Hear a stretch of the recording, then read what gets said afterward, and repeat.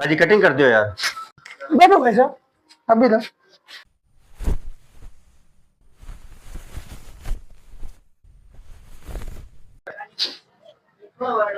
भाई जी, ये भाई जी की कटिंग किन्ने करो। इयन तो है खांसी, वह तो अपन बजा बजा के मार देगा।